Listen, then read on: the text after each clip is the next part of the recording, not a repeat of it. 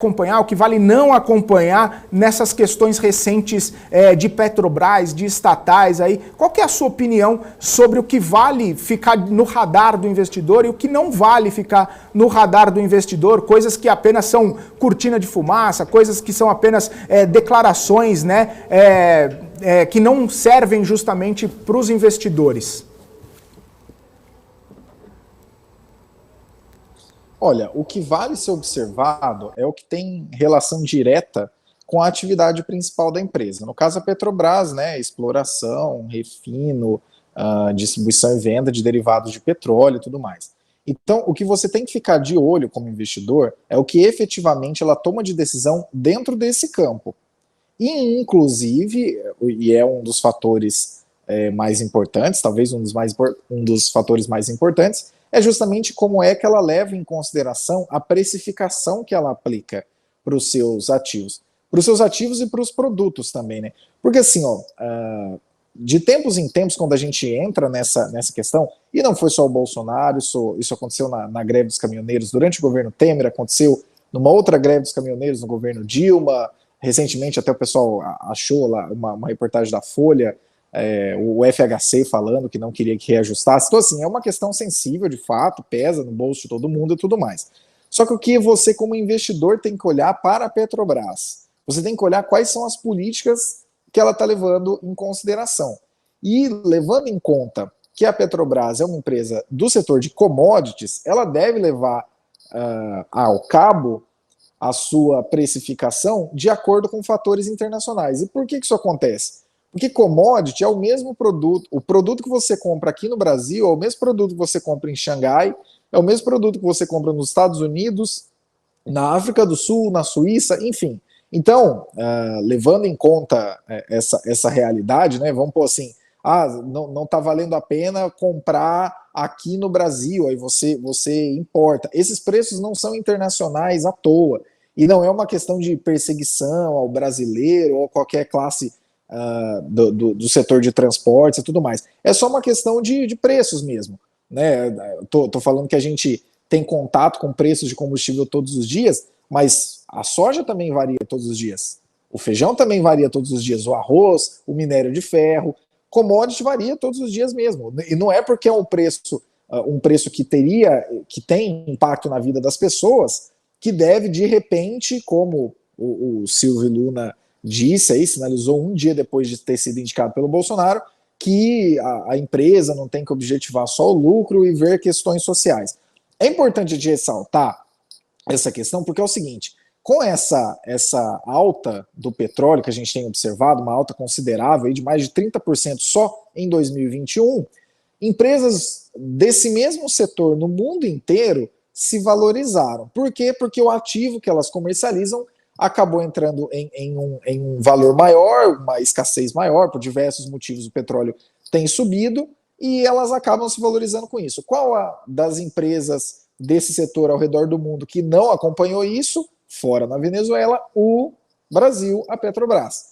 E por que não? Porque o negócio dela é petróleo, é refino, derivado de petróleo, e aparentemente ela não vai ter a liberdade de executar suas políticas como uma empresa faz. E o que uma empresa faz? Ela busca resultados operacionais. Então, assim, vocês veem que não é uma análise que leva em consideração, mas é porque é esse presidente, aquele presidente. Todos os presidentes vão sempre olhar para as estatais, sobretudo aquelas que têm uma conexão com seus produtos e serviços direta com a realidade das pessoas, e vão sempre tentar interferir de alguma maneira. Uns mais, outros menos. Agora, o que você tem que olhar, para além de ruídos, de opiniões de presidente, do presidente da República da ocasião, do presidente da Petrobras da época, é como é que ela está executando essas políticas. E trazendo um pouco mais para a realidade atual dos dados. Quando a gente teve, no governo Temer, a entrada do Pedro Parente, a gente entrou nessa política de precificação internacional. A gente retomou isso, depois de ter ficado alguns anos, com os combustíveis virtualmente congelados, numa faixa de 3 e 3,20, né, da gasolina, por exemplo, segundo os preços da ANP, que vocês podem consultar, inclusive, depois.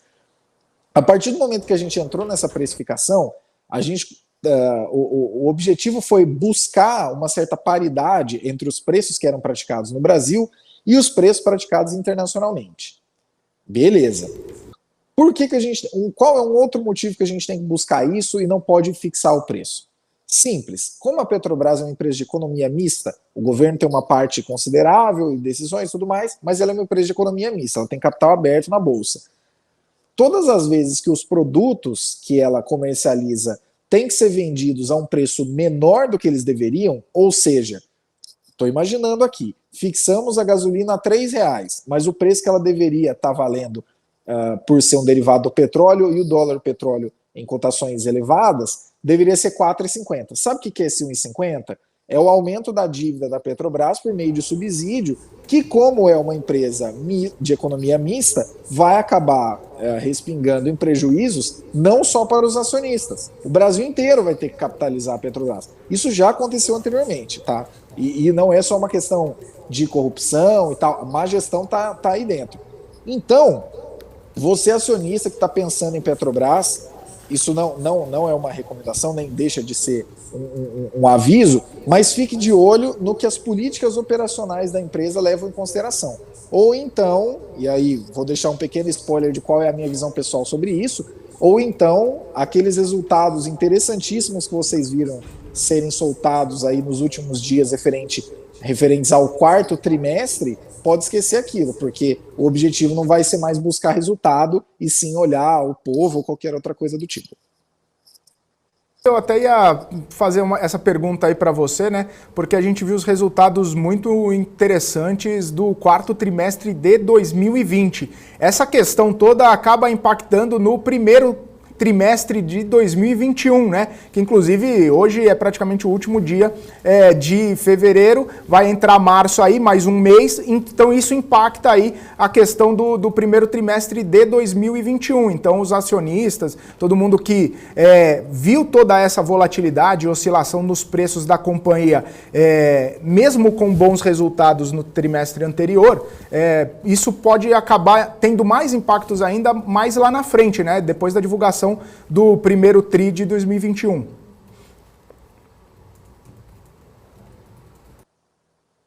Exatamente. Uma coisa que é importante ser observada é o seguinte: na sexta-feira passada, né, uma semana atrás, nós tivemos toda essa movimentação.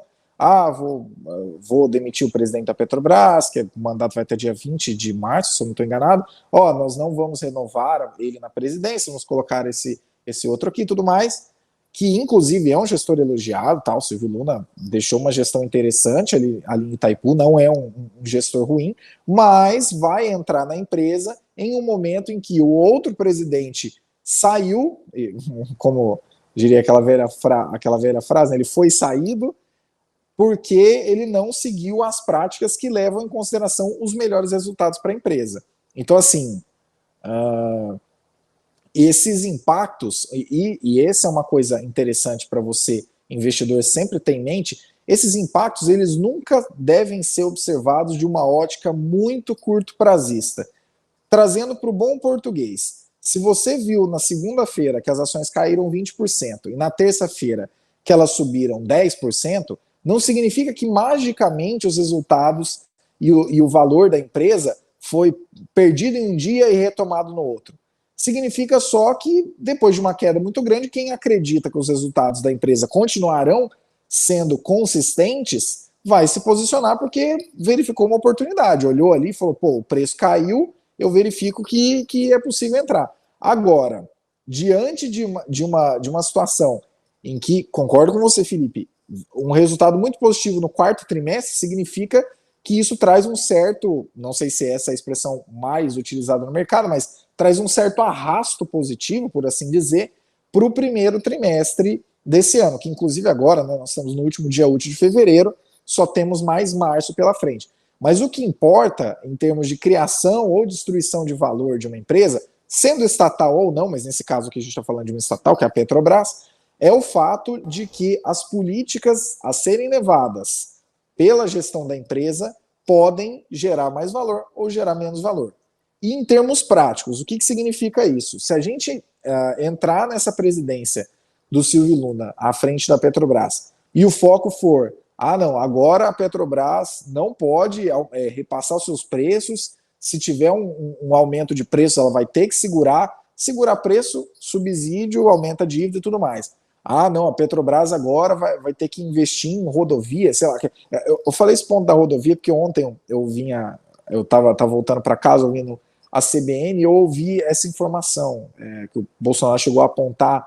Ah, mas a gestão de Itaipu é muito boa, tá, porque reformou algumas pistas de aeroporto. Tá, mas é uma empresa de energia elétrica. O que tem a ver ela reformar a pista de aeroporto? Então, assim, ó, esse tipo de coisa que você tem que ficar ligado. A empresa, toda empresa, sobretudo as listadas em bolsa, que tem uma lógica ainda mais apurada nessa busca de resultados, toda empresa, ela busca pegar o seu core business, sua atividade principal, e desenvolver resultado em cima daquilo.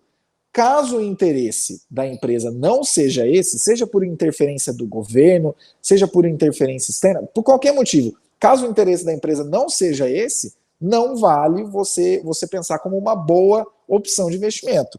E querendo ou não, embora, ressalto, com esses resultados positivos do quarto trimestre, eles tragam aí uma influência boa para o primeiro trimestre de 2021, inclusive levando em conta que os preços realmente variaram bastante, né? Como já foi dito, até agora 30% do petróleo foi para cima.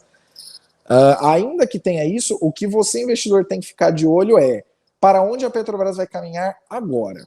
É o que, na verdade, você sempre tem que pensar. Aquela velha lei das finanças, né? Que retorno passado não descreve retorno futuro. Ela tem tudo a ver em termos de investimentos em empresas que são listadas em bolsa, e também não listadas em bolsa, mas sobretudo as listadas em bolsa, tem tudo a ver com como é que a gestão tem de plano para criar valor ou diminuir o valor.